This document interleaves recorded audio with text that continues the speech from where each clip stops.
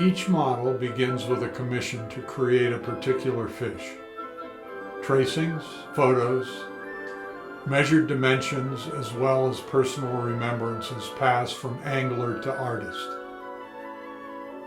Since catch photos tend to celebrate an event rather than to focus on the natural beauty and aspect of a fish, an angler's recollection of the fish, even with its subjective limitations, can be a significant help in putting a project together.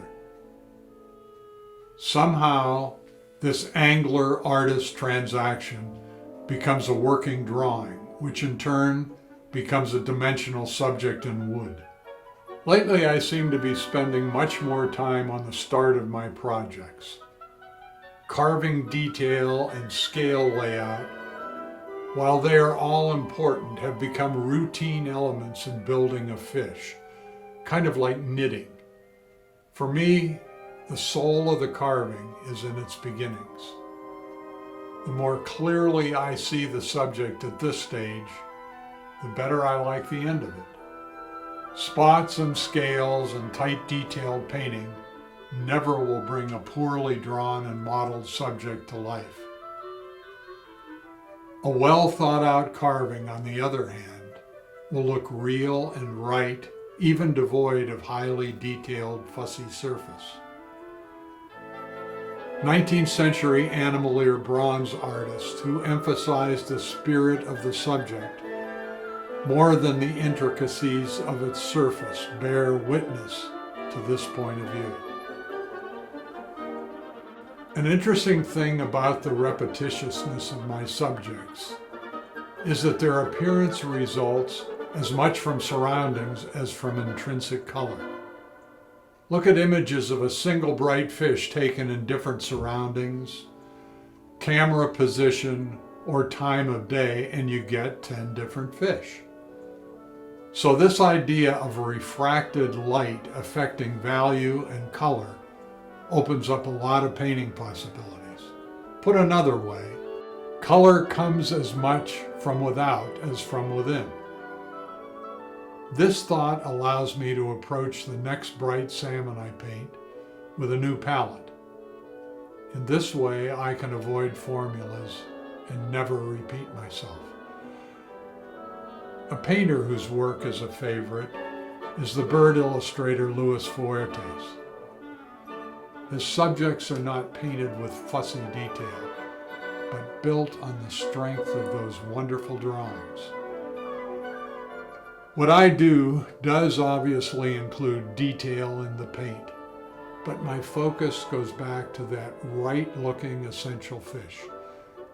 The fuss always seems to take care of itself. The drawing for me is always the essence of the work. Color is interesting. I recently finished a carving for Leo tomorrow of a 40-pound Restigouche salmon. Its condition was fat, silvery bright, almost devoid of spots. A condition minted right out of the North Atlantic. Though this is the holy grail among salmon fishermen, this rocket dipped in mercury did not immediately inspire my painting chops. I've done a lot of bright salmon, perhaps not as fresh from the salt as this guy, but a lot of bright salmon nonetheless. When I took a second look, and a third, and fourth, etc., as is my habit and my curse, I noticed a subtle nuance in tone along its entire flank. Different shades of gray, pardon my French, were organizing how scales refracted light. Manipulating those zones of gray make the salmon look silver. When you look at a Vermeer painting, it is how he paints a brass candlestick or a silver bowl without using metallic paint. Except that on a fish, the zones of gray delineate more than the silvery light on the surface. They also map out physical structure. These colors are the surface, but they provide evidence for muscle and bone beneath. This has always been right there in front of me. I've been half aware, and now this information has sharpened my focus. That is why color is interesting, as much for the colors I see as for the significance of the colors that I have not seen yet.